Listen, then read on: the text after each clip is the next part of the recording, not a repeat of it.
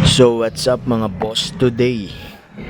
Ngayong araw magbabaklas tayo ng dual clutch transmission ng Ford EcoSport. So yan, isa-isayin natin yan hanggang sa pinakaloob-looban niya. Tignan natin kung anong sira, bakit tayo niya umandar, hindi siya nagre-reverse, wala lahat. So mga kailangan lang nating tools is una yung ano niya, puller. Tapos ito, natanggal ko na to eh. Tapos ito, siyempre kailangan nyo ng gloves, kailangan nyo ng 3/8 kung meron kayong 3/8. Tapos itong mga e-socket. So yan lang.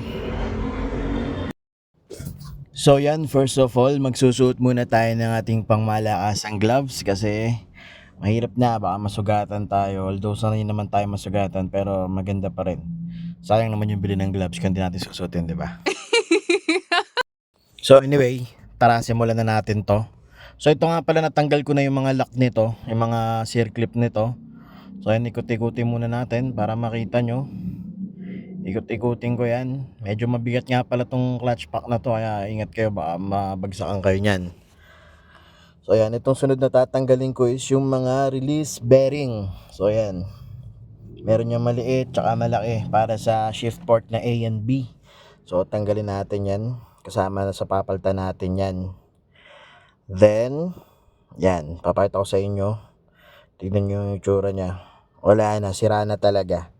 Kaya hindi na talaga siya nagsishift din eh. Hindi na siya umaandar talaga. Okay, so tanggalin na natin yan. Pwede na yan. Yan oh, talagang sirang-sira na yan. So ito naman yung papakita ko sa inyo. Ito yung mga shift port. So yan yung A tsaka yung B. Yan yung umaano sa, yan yung nagpapa-shift. So yan, meron yung setting. So tatanggalin lang natin siya gamit yung mga e-socket natin. Huwag mong pilitin kung alin lang yung meron ka. Kailangan meron ka talagang proper tools para hindi ka maka-disaster. So yan, next naman is papakita ko sa inyo. Ito, tatanggalin din to. Kasi dito natin matetest kung gumagana pa ba yung mga shift fork. So yan, natanggal na natin yung isa. Ganyan ang itsura niyan. Meron yung motor. Yung motor na yan, yan yung nagpapaikot doon. Yun yung nagpapagana. So yan, para makita nyo. Pag sira yan, papalitan din yan. Then next naman natin na gagawin is tatanggalin na natin tong shift fork para nakita natin siya ng actual kung okay pa ba o kailangan ng paltan. Pero usually pag nagtatanggal nito, matik, paltan mo na rin. Kaya sabi nga nila, naka Ford naman yan, hindi naman yan bibili ng Ford kung walang pampagawa yan, para iwas back job ka din.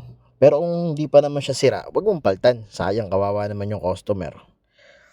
So ganyan lang pagtanggal niyan. Medyo matigas lang kasi ano to eh, parang kinalawang na to eh. So yan, tanggalin lang natin.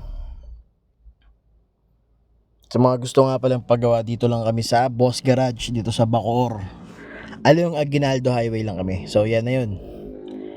Isa to sa papalitan natin, isa to sa culprit kung bakit hindi siya nagsishift ng tama, hindi siya umaandar, hindi siya nag-i-engage.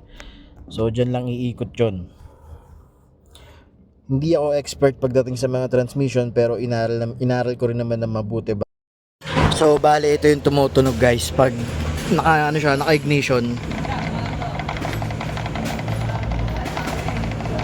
Pag in-start mo siya, hindi mo siya agad mag-i-start, tutunog lang ng tutunog to. So bubuksan natin to para ma-check natin lahat yung loob niya. Kung meron ba mga bunging gears, kung may mga nasira ba sa loob. So yun ang next natin na gagawin.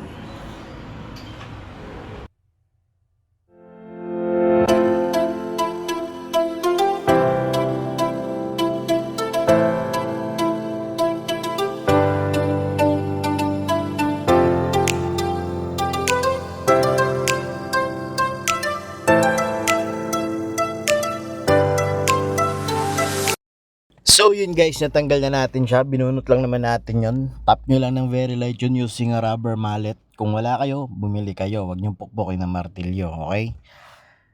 So yan, may tinitignan lang ako dyan. Chine-check ko kung okay ba yung mga gears nya. Tapos papakita ko siya sa inyo ng malapitan. So yan, okay. Ganyan pong itsura ng loob ng isang dual clutch transmission ng Ford EcoSport. Tingnan nyo mabuti. Ayan pa, isa pang view. Okay. So yan na po yun. May mga nakita akong papaltan, which is yung clutch pack niya, tapos yung mga shift fork. So yan.